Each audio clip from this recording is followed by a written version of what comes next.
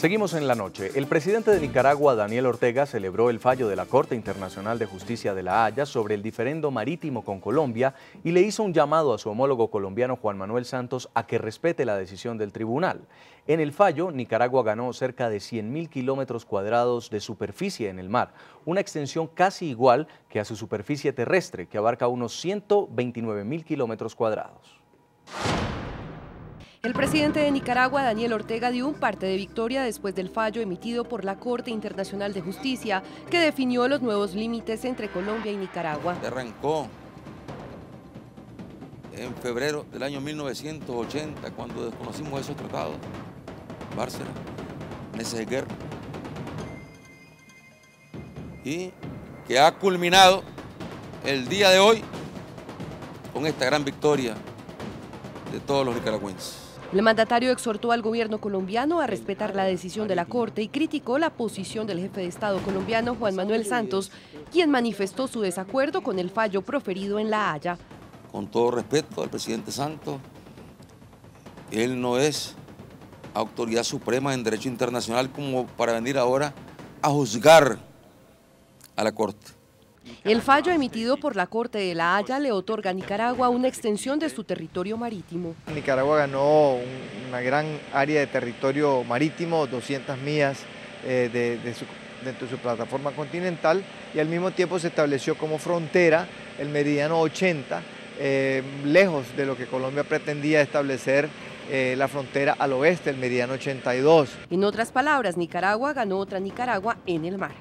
Este país centroamericano, que cuenta con una superficie de 129.494 kilómetros cuadrados, gracias a la decisión de La Haya, obtuvo un área marítima estimada en 100.000 kilómetros cuadrados. Se han ganado aproximadamente 100.000 kilómetros cuadrados de los 130.000 que se calculaban que debía tener nuestras 200 millas náuticas.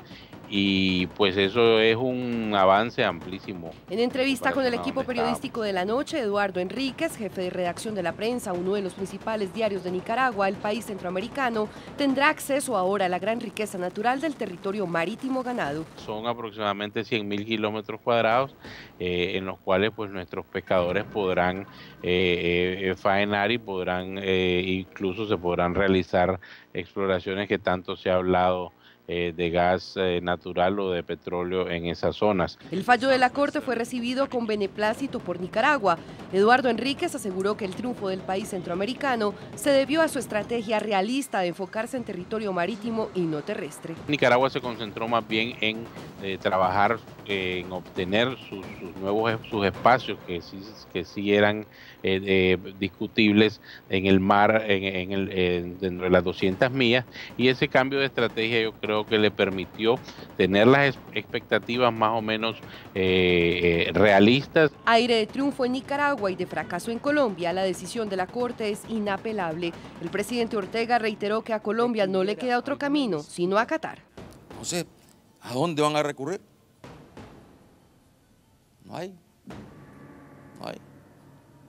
Más que, como dice el doctor Recuello, pues sí, recurrir a la Corte Celestial. Señor Edgar Yenie, usted es jurista, diplomático nicaragüense, exdirector, además en un momento de asuntos jurídicos internacionales durante el gobierno de Enrique Bolaños y participó activamente de este litigio. Las pretensiones de Nicaragua eran mucho más amplias. Sin embargo, ¿usted considera que el fallo fue justo?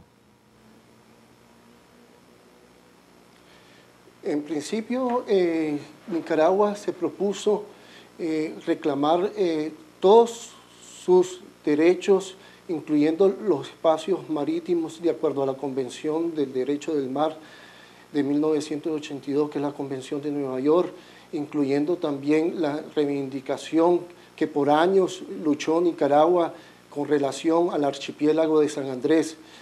Nosotros tratamos de ampliar todos nuestros esfuerzos al máximo, tratando de preservar los intereses nacionales en todas las áreas marítimas de Nicaragua, incluyendo el archipiélago de San Andrés. ¿Qué significa, señor Jenny, ganar esta cantidad de kilómetros, esta cantidad de millas, casi 200 desde la costa nicaragüense hasta ahora el límite que tendrán con Colombia para los nicaragüenses?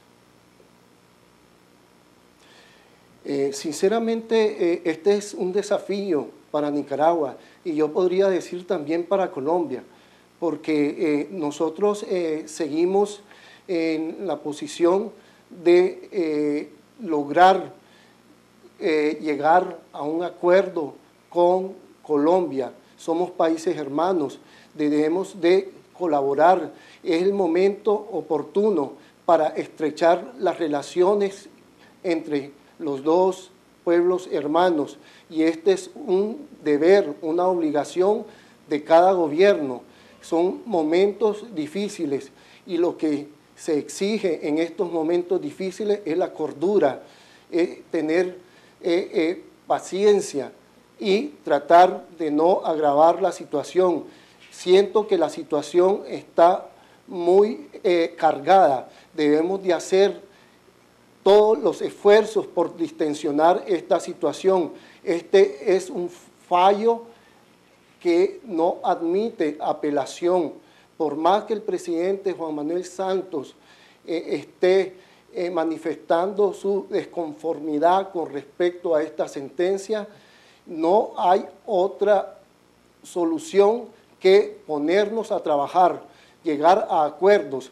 Esos son espacios que tienen riquezas, hay cantidad de áreas en las que puede trabajar Colombia y Nicaragua, hay áreas que podemos nosotros trabajar conjuntamente y se lo volvemos a decir a Colombia, queremos sentarnos con Colombia para empezar a trabajar conjuntamente.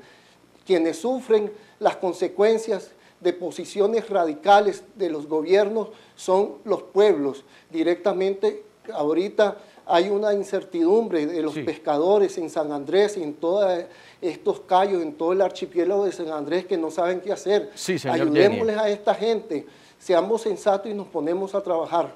Ahora, profesor Carlos Alberto Patiño, la prensa calificó esta decisión como una decisión salomónica, pero en términos de una disputa, de un litigio de este tipo, ¿qué era más importante? ¿Conservar la superficie marítima o conservar la superficie terrestre de estos cayos?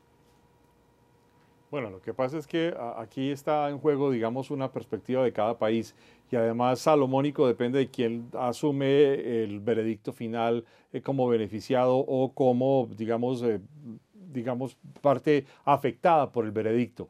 Ahora, lo cierto es que en este caso, y se venía discutiendo ya hacía varios años dentro de Colombia, por varios expertos en asuntos internacionales y en asuntos marinos, que lo que estaba en juego era lo que era mucho más importante, era toda el área marina y submarina que se le acaba de asignar a Nicaragua, y eso era mucho más importante todavía que lo que representaban las islas en términos de riquezas. Las islas ya son muy importantes en términos de riqueza poblacional, en términos de riqueza humana, en términos de variedad incluso de fauna, etcétera, pero en términos de pesca, en términos de recursos, incluso de hidrocarburos, según dicen algunos geólogos, el área marina y submarina es muy, muy importante. Y en esa medida, pues la Corte termina tomando una decisión en la que Colombia termina profundamente afectada. Y recordemos que además una de las disputas importantes de Colombia y Nicaragua en los últimos años fue el intento de Nicaragua de abrir una especie de licitación con Repsol, entre otras, para explorar esta área marina. ¿Usted qué opina, señor Cepeda? Pues mire, la verdad verdadera es que las aspiraciones de Nicaragua eran maximalistas. Era la soberanía sobre San Andrés, Providencia, Santa Catalina, la soberanía sobre Quitasueño, Serrana, Serranilla y los demás cayos. La declaración de que Colombia había violado el tratado y así había violado normas de derecho internacional. A todo eso la Corte dijo, no, eso no es así. Y fíjese usted que no obstante esa aspiración maximalista, Nicaragua celebra como un triunfo. Colombia, no obstante que se reconoció la soberanía sobre todos los territorios, grandes, pequeños, minúsculos, emergentes y no emergentes, considera que le fue muy mal. Porque claro, hay que reconocer que el mar hoy, por razón de la técnica, ese es el tema, el mar hoy es una riqueza enorme para un país. Esto viene desde las convenciones de Ginebra sobre mar territorial y plataforma continental en 1958. Y después la Convención del Mar de Jamaica, sí, que Colombia no ha suscrito. Pero digamos que el mar se ha convertido en una fuente de riqueza descomunal.